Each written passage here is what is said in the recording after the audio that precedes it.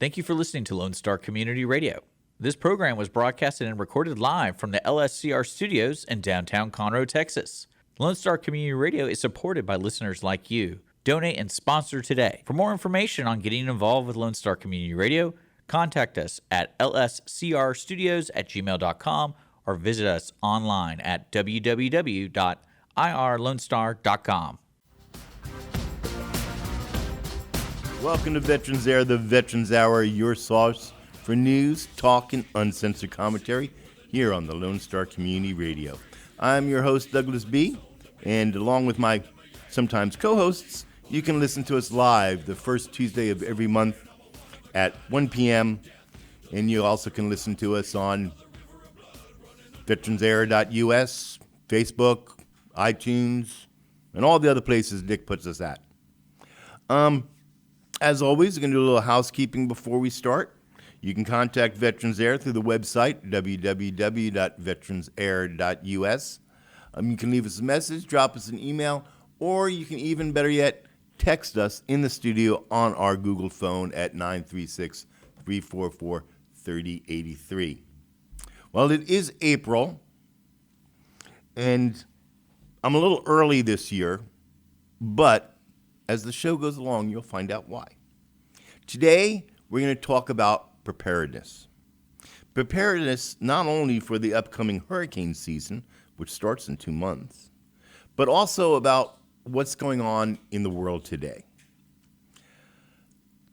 Gas prices, if you haven't noticed, are out of control. They're skyrocketing. Inflation is out of control. Some food commodities aren't making it to the store shelves. And on top of all that, President Biden just told America to brace itself for food shortages. Food shortages in America? Food shortages I just can't wrap my head around. When did America become dependent upon Russia and the Ukraine to feed us?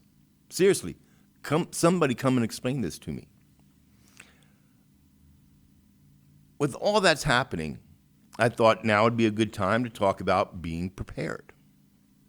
Those that know me personally know that, among other things, I am a half-ass prepper. Half-ass prepping means that you are prepared for emergencies, not the total collapse of society or the zombie apocalypse, but somewhere in between. If you've met me, you know that I don't go anywhere without my get-home bag. My get-home bag has everything I need to get home.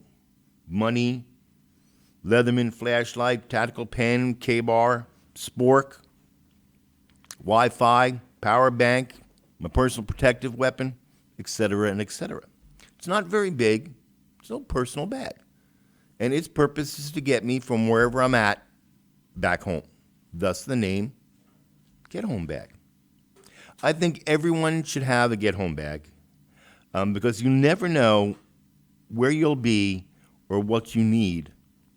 So put it in your get-home bag to get you home. Remember the motto here, it's better to have it and not need it than need it and not have it. Now, I get my get-home bags from Red Rock Outdoor Gear.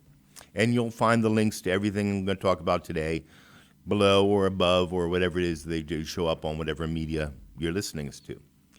I am not endorsing any of these products. I'm not selling any of these products. I don't get a kickback from any of the companies. These are just things that I use to remain prepared. As I've said, I'm prepping, and I want to share with you what I've learned. And as always, like I said, check the links above and below. And you can even download the transcript of this show with all the links on veteransair.us. Go over to the archives and you'll be able to download that PDF. Engineer Dick, did you bring enough food for everyone? You didn't, did you? I see how you are. Now, most of you know that, 3 years now? 3 years ago, my home was flooded woke up, had 4 to 6 inches of water in the house. And then 2 years ago now, or 1 year ago now, we had bursted pipes over the freeze. And that totally took out the kitchen, water all over the place. It wasn't very pretty. So I started taking a look at what was in my hurricane box. And we do this hurricane preparedness once a year during hurricane season, and I come in, give you little tips of what things that I find and what lessons that I've learned. And the flood and the bursted pipes taught me very hard and expensive lessons. So I want to share with you today the things that I found that helped me out. First and foremost, I want to talk about power. Power is something that most of us take for granted, and it's only when we need it or we start playing with the notion of living off the grid do we realize we are in no way ready for that step. In the immortal words of Captain Jack Sparrow, there are things a man can do and things a man can't do. Something we all can do is get a generator. Now, before you run out and get the biggest, cheapest one that you can find, you're going to need to ask yourself some questions about this generator. First question, do I need a standby generator? Or will a portable generator work? Standby generators start around $2,000, but then you have to pay for the prep and the installation. And before you know it, all this could quickly add up to over $10,000. I know, I've priced them out.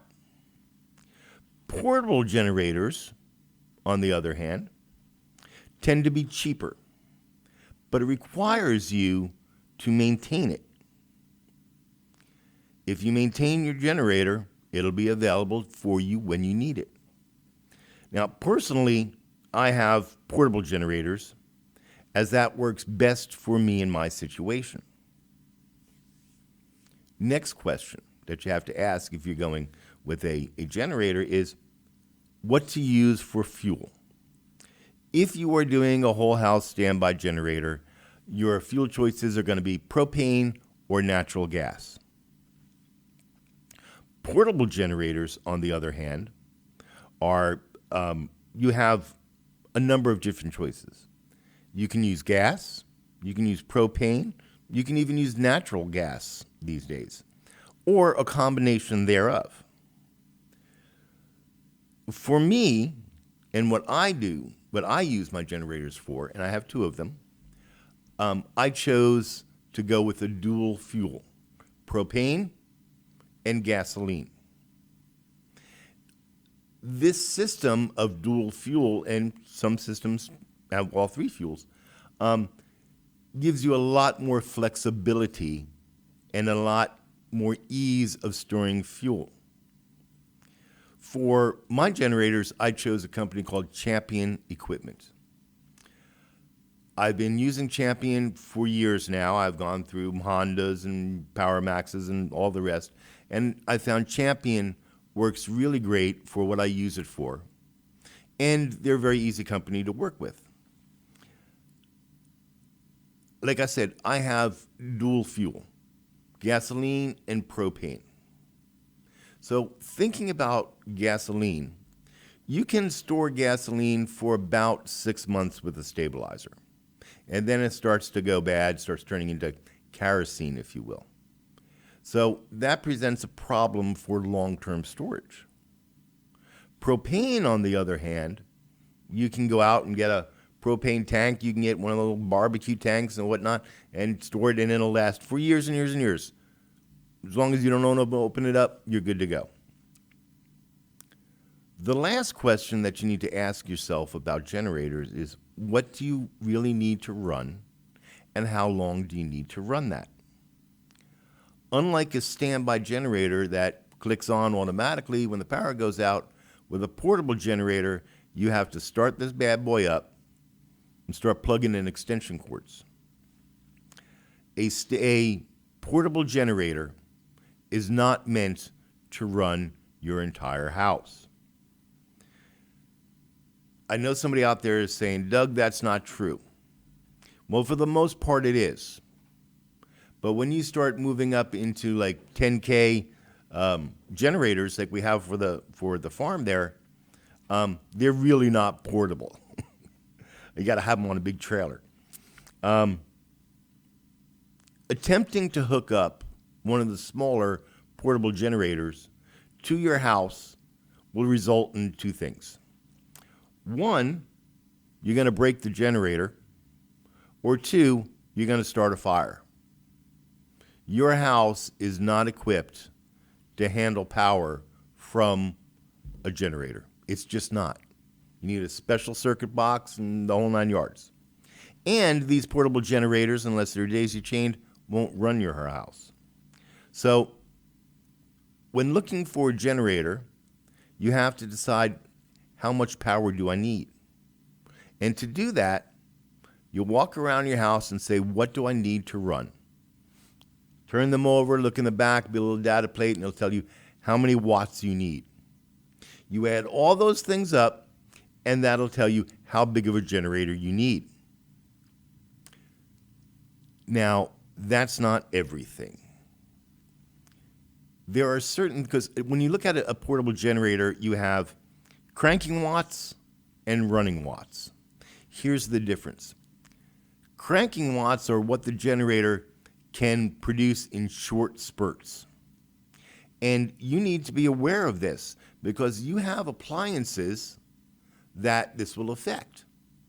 Your coffee maker, your microwave, refrigerator, freezer, all those things, when they kick on, they suck up a lot more juice.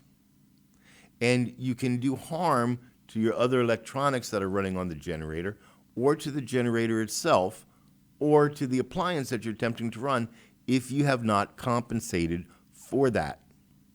So when you're adding up all your watts, look at the data plate very carefully and see, does this have cranking watts or starting watts? Also, because those are the numbers that you need to know when you go to get your generator. You're going to buy a generator that will handle all the things that you need to run, their wattage, and all the things that you need to run with their cranking or starting wattage. Because you're going to be really upset if you get a generator out there that's, a 2,000 watt generator, and all of a sudden you plug in your coffee maker and it doesn't make you coffee. That's going to upset you. So you need to do a little research on these. Now, the next thing that I looked at in my hurricane box was because of something that's happened to my house. 3 years ago, we flooded. We had 4 inches of water in the house, totally trashed the house. From the floor up to 3 feet, all the doors, furniture, the whole 9 yards. Well, I knew that there was a possibility to flood, but listening to the weather reports, I wasn't too concerned. That wasn't what happened 3 years ago. What happened is we got 16 inches of rain.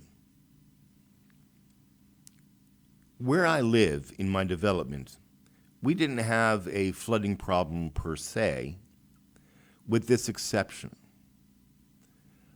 The way that the community is graded, it's an older community back from the 80s, and they've done nothing to keep it up. The water runs down the street right into my driveway. And it's getting worse. It's getting worse because they're building all up and down Foster Road. Brand new communities going in, a homeless shelter's going in, and all of these things that they're allowing to put in, there's no drainage for. So what was once woods and could handle the drainage from the street is now going to be cement, and there's nowhere for it to go, and I'm betting that it comes into my driveway real quick in a hurry. Well, I had been using for years different methods to control water runoff from the street. And I want to talk to you about the methods that I've used. First up is something known as a quick dam. Now, quick dams are sandbags. Here's a quick dam. It's just a piece of fabric with some chemical gel material inside it, and when it gets wet, it puffs up to a sandbag. And since we're all veterans here, we know sandbags are great. And these work great too. But there's two cons with these. First is they're about 3.5 inches high when fully expanded. You have to expand, you have to soak these way before you're expecting a flood, because it takes a number of hours for these sandbags to fill up. The second thing is that it's supposed to be reusable. And in theory, it is. This gel material inside of it, when you take away the water and it starts to evaporate, it turns back into crystals. That takes months upon months of stacking it in your garage, because they tell you, don't expose this to harsh sunlight. And again, they're about 3.5 inches high, and you can stack 2 to 3 of them high. Anything more than that, the gel oozes out through the pores in the fabric. The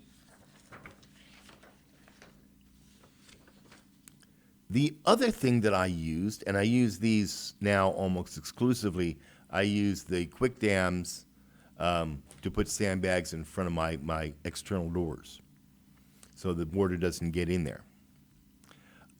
Is something from a company called Hydra Barrier. Now, Hydra Barriers is kind of unique idea about keeping water out. You fill them up with water beforehand. With your garden hose, you fill them up. And these come in different lengths. They come from in 20-foot, 12-foot, 6-foot, and 4-foot lengths, and you can link them together. And as far as height goes, you can get them in 6-inch, 12-inch, I was wrong. I can't read my own writing. They come in lengths of 6-foot, 12-foot, 24, and 50-foot.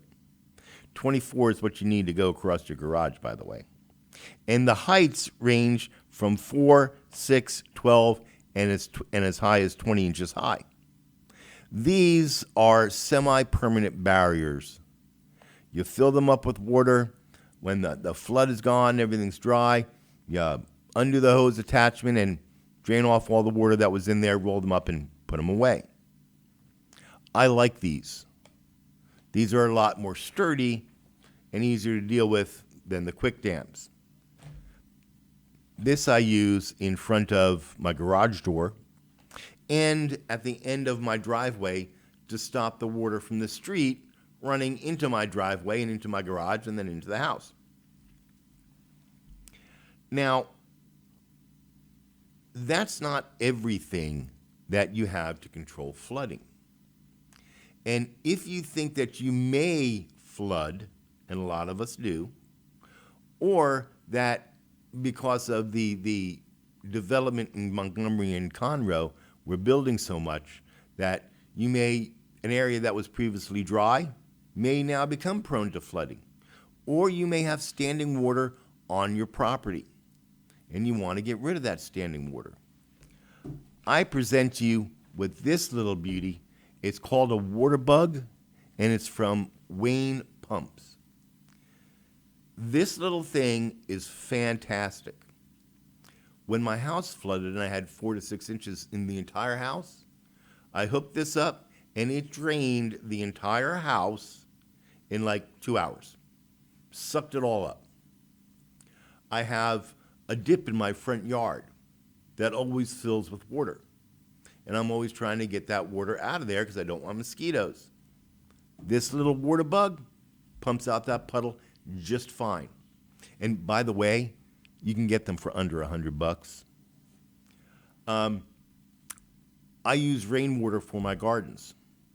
Well, at the end of the year, I want to get rid of all that water that's in the rain barrels and wash them out. This little baby, this will empty a 35-gallon rain barrel with a 50-foot hose attached to it in about 40 minutes.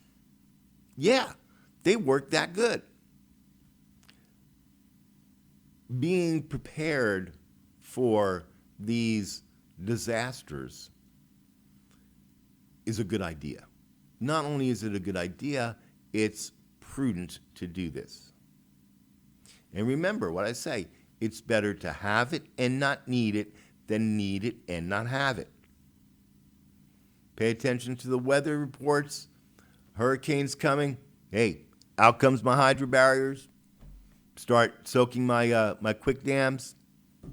Set up my water bug, so all I have to do is plug it in. And I can, be reasonably comfortable that I'm not going to flood again.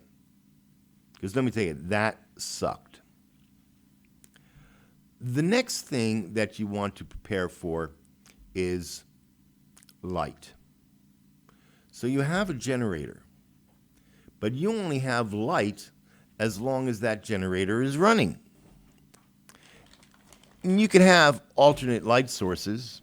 You can have candles, you can have lanterns, you can have flashlights. But there again, those things require fuel and batteries. I stumbled across something just recently that I wasn't quite sure how it would work out, but I was willing to spend the money to check it out. On my previous shows, when I was doing hurricane preparedness, I showed you a little camp stove from a company called BioLite Energy. And I liked it because not only would it, be a stove and boil water or cook things, but it also would charge my phone and my devices because it uses the technology of pyrothermodynamics. This company came out with something else. And let me pull this out.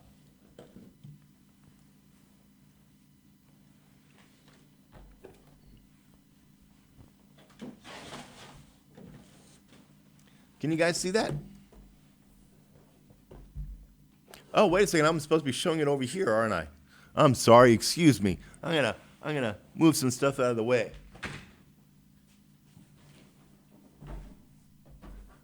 Can you see it now? This little kit here comes with 4 lights. And it's rechargeable because it is a solar generator device for the lights. I'm going to unpack this real quick and show you the controller unit for this.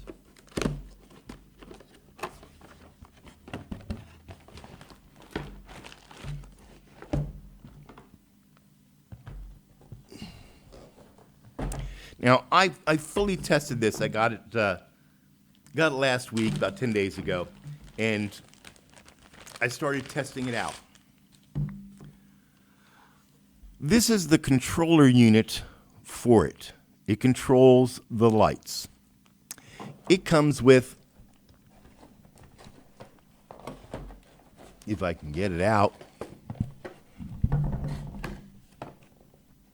Are you all deaf now? It comes with a 6-watt solar panel. You connect the solar panel to the controller unit, and then you plug the lights into the controller unit. Now, these lights, and there's 3 of them, they have an 18-foot cord on them. So you daisy chain them together to get lighting in multiple rooms. And this little thing controls it all. This is Well, I'm going to turn it up high. The controller unit also comes with a light.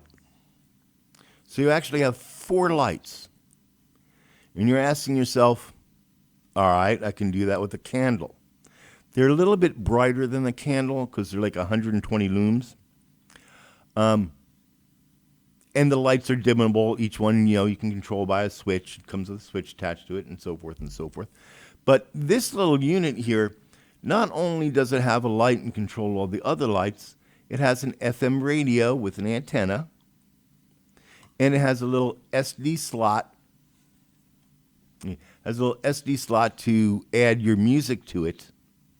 And as you see, it has 2 USB ports to charge your phones.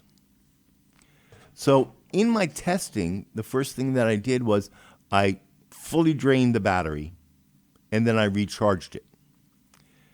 The company says that you can recharge the whole thing in about 7 to 8 hours using just this little solar panel. That's true to a point. The company, BioLight Energies, you'll find on their website, their mission is to bring independent energy sources to economically disadvantaged individuals in Kenya. So their products are in about 40,000 homes in Kenya. Now in Kenya, if you take this little solar panel and you mount it to your roof, you have a lot of sunlight, a lot of power. It can charge it in 7 hours. Here in Texas, it took me 2 days to get a full charge. Would it be able to charge up in 7 hours? Yes. But it's March, and the sun moves, sorry, you all deaf now? The sun moves quickly from one end of the sky to the other. And you have to be out there changing the angle in order to keep the sunlight on it and charging. So it took me 2 days to fully charge it. I said, okay, it's fully charged, let's test it out. So I tested it out. These lights, if you have all of them on and the FM radio, you get anywhere from 8 to 11 hours of light and music. That's a lot. I don't understand what that means. Huh? This camera. Oh, this camera. Oh, yeah. Sorry. I had 2 cameras today. I don't know what I'm doing. The kit that I got, and there's a link below, also came with 4 of these beauties. Now, I thought this was kind of ingenious, and I liked it. These are their handheld lights or table lights that replace a candle. They also have a solar charger on the back. And they have different lighting modes that you can use. You can make it dim, you can make it bright. And these also, if on the lowest setting, by the way, what I'm showing here, these will last 50 hours. 50 hours. How do I know? I tested it. This is a great little system to ensure that you have light at your homestead. If you don't go for a full generator, if you think that's too much for me. Let's say, for example, you're living in an apartment. Can't have a generator on your balcony, can you? Of course not. What do? You have a little solar light system here, so you're not without light.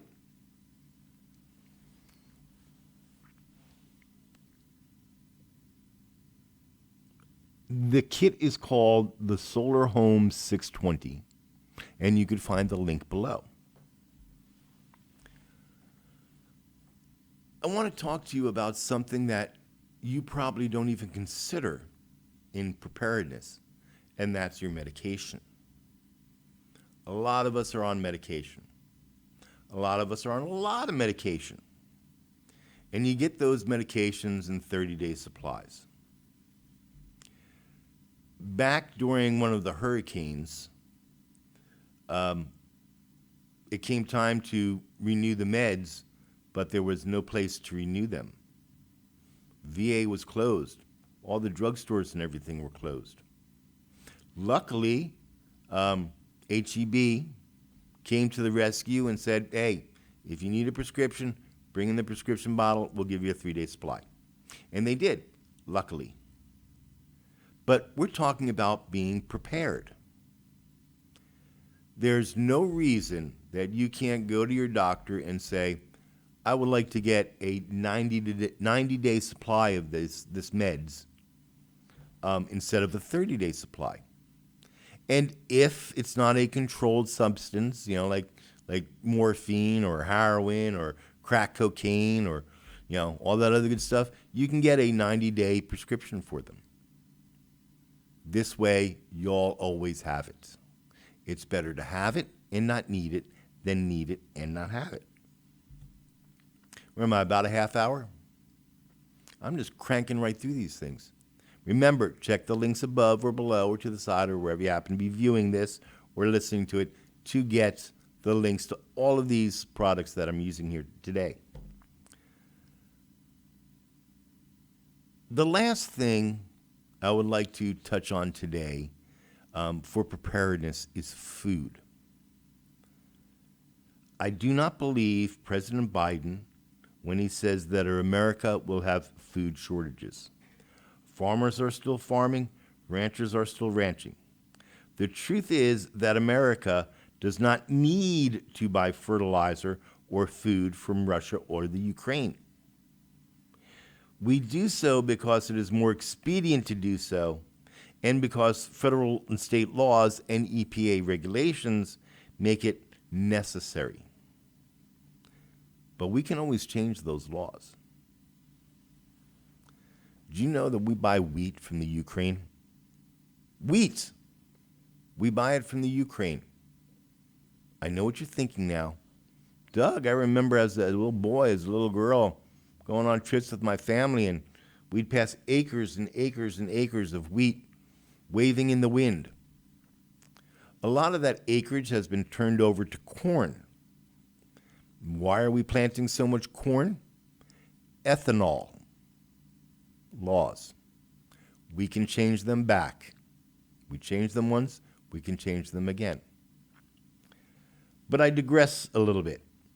We're going to talk about food and food storage. Because food is about to get really, really expensive. It's already started. Some products you can't even get because, there's so few of them that they get bought up and the shelves are bare. There is a difference between hoarding and storage. Storage is done with forethought. Hoarding is done by emotion. The pandemic came and everybody ran out and we had a shortage of toilet paper because for some reason they thought that was the thing that they needed to be hoarding. I don't believe in hoarding, but I do believe in preparedness. So I took a look around the house, talked to my wife. On any given day, we have about 2 months of food between canned goods, dried goods, and what's in the freezer and fridge. That's pretty good. But what happens if all of a sudden, as Biden is predicting, we can't get those things that we're used to getting? That's where you have to start thinking about storage. When I say storage, I'm talking long term. Years, sometimes decades, you can store some of this stuff. I do think that foodstuffs will become much more expensive, so I'm storing food. Notice that I said storing and not hoarding. There's a big difference. Brother Johnny, he's been on the show numerous times. Brother Johnny got me into food storage last February when I was up in upstate New York with him as he was going through some medical procedures. And we were snowed in at the farmhouse. And he started preparing meals in mason jars.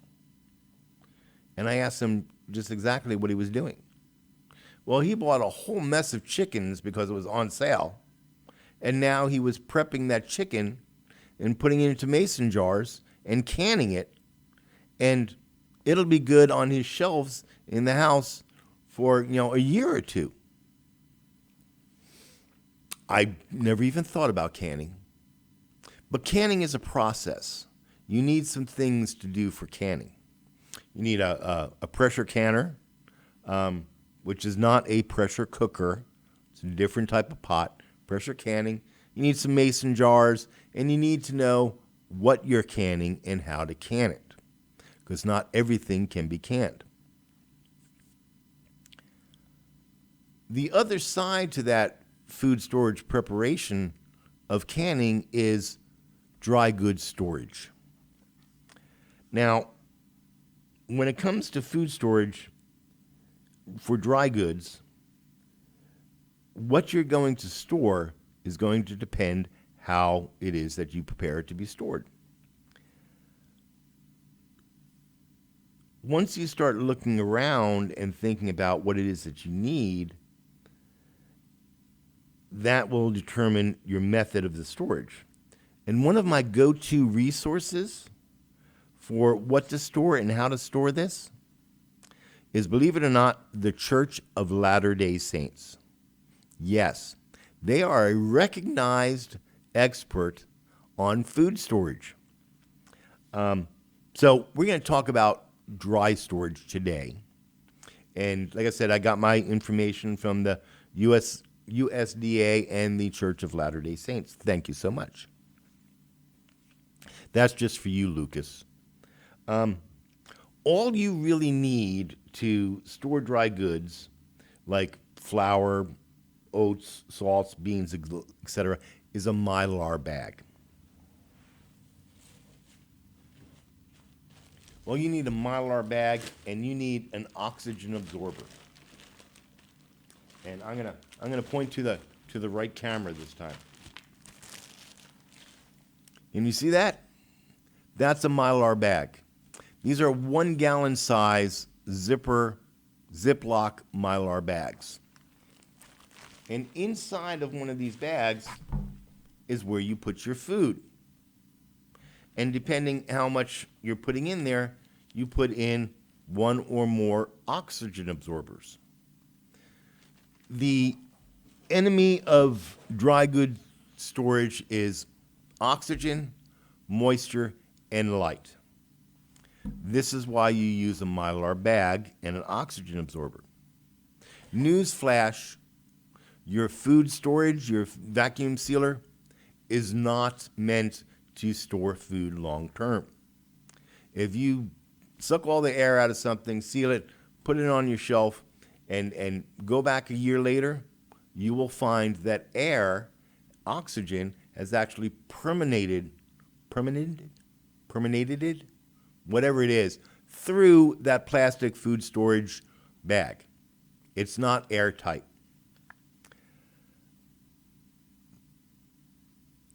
When I go to store foods, the food that I put in these storage containers, these storage bags, they're going to last anywhere from 10 to 30 plus years. 10 to 30 plus years. For me, personally, I chose a heavy-duty bag, and these are 7.4 millimeter thick, 1 gallon Ziploc Mylar bags. I wanted something extra thick when thinking about how I'm going to be storing these and how I'm going to be using these. In an ideal situation, you would be storing them in a cool, dark place. I don't have a cool, dark place. I live in a community. I don't have a root cellar. If I did, I'd be using it. So I'm going to put them in a tote, Rubbermaid tote thing and stick them in my closet. I chose a Ziploc type bag because I may need to get into these and only use a portion of it, so I can reseal it. In a Mylar bag, to make it oxygen tight, you have to seal the ends. And sealing the ends are very, very easy. You just take an iron, run across the end, and it seals it, and you're good to go. The Mylar bags come in a number of different sizes. The oxygen absorbers come in a number of different sizes. This happens to be a 300 cc oxygen absorber, and you need 2 of these in one of these Mylar bags when storing things like rice and flour. Well, you might be asking, well, Doug, what did you decide that you were going to store? I decided that I was going to store 25 pounds of enriched white flour, that I was going to store 25 pounds of white long grain rice, white rice. And I stored oatmeal, Quaker Oats oatmeal, salt, baking soda. I still got to pick up some baking powder, and 30 pounds of sugar. Is everybody just dropped 30? What are you going to do with 30 pounds of sugar? It's exactly what my wife said when I came home with it. What are you going to do with 30 pounds of sugar? We're cutting sugar out of our diet because you're diabetic and you're buying 30 pounds of sugar? Yes, and I'll tell you why. I'm buying 30 pounds of sugar because if it gets bad, if the food shortages get bad, I can trade sugar for something else. It's kind of like Brother Johnny said when he said, if you have the opportunity to purchase ammunition, buy it, even if you don't have that caliber, because you can always trade it for something. So I will trade my 30 pounds of sugar for something that I need, should it get bad. It was easy to process these things. I took the bag, placed it on a scale, filled it up with rice, whatnot, pushed the air out, put some oxygen absorbers in it, and boop, there they are. They're laying on my living room floor waiting to become a brick.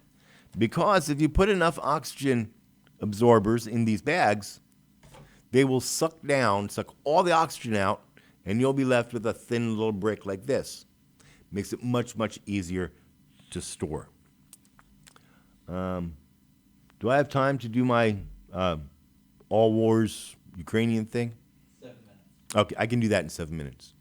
So, if you want any more information, give me a call. Better yet, text me, 936-344-3083, and I'll get you into a news group or whatnot and get you all the info that you need. Lastly, today, I want to talk about the war in the Ukraine. Right now, you're looking at a photo of all wars are created equal, with Miss Chelsea there looking kind of mean. I send that out to all of our elected officials because maybe they don't know about war. Because listening to our elected officials, I've come to the conclusion that the Ukraine elected a comedian and got a president, and America elected a president and got a clown. That's right, I said it. That may be harsh, but it doesn't make it wrong. Look, the truth is that the Ukraine never was a democracy, and keep saying that it is doesn't make that true either. That is not to say that what Russia is doing is justified in any way, because it's not. I think America should support the Ukraine with whatever we can afford to give them. But at the end of the day, the Ukraine is not part of NATO, nor does America have an arms agreement or defense agreement with the Ukraine. This is not our war. If you want to go fight, then go. And I think that America should support the warriors and help the warriors that want to volunteer to be boots on the ground. But we cannot get involved in this war with our armed forces. Right now, Dick is displaying another beautiful photo, and this photo is from Maria. I want to support the Ukrainian people. I'm a warrior just like you, and I've been there and I've done that, so I know the cost of war. The cost of war not only for our veterans, but the cost of war for the people that have to live through that. I want to support the Ukrainian people. They inspire me. America, take a good hard look at the Ukrainian people. They are fighting for their country. They're fighting for their homes. They're acting like Americans should act. If you want to support the Ukrainian people and get some cool art in the bargain, then go on over to proust.texasgrace.com, link above or below, and follow the link to Maria, Ukrainian Angel. 100%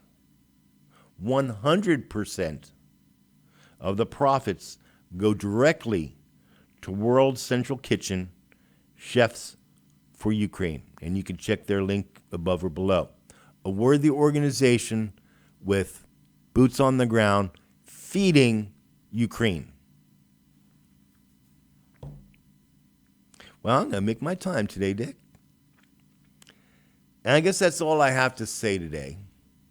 I'm around if you need me. You know how to get hold of me. 936-344-3083. I'll be bopping back and forth between here, Corpus Christi, and Boerne, Texas for the next month or so. So catch me when you can. Coming up on future shows, we have our friend Steven Zogel, the CPA guy. We have Mark Kehoe, county judge. We have an insurance person from United Healthcare coming in to talk to us. So stay tuned for future shows. And always check us out on Facebook at veteransair.us or our website, veteransair.us. I want to leave you today with this awesome song by the Warrior Song Project. You can go download it from veteransair.us or iTunes. And while we're listening to this, let us remember our brothers and sisters in uniform that today are standing for our freedoms and our liberties. If you are wearing the uniform, I want to say to you, thank you. I want to tell you, I'm proud of you. Until next month, stay safe and stay vigilant.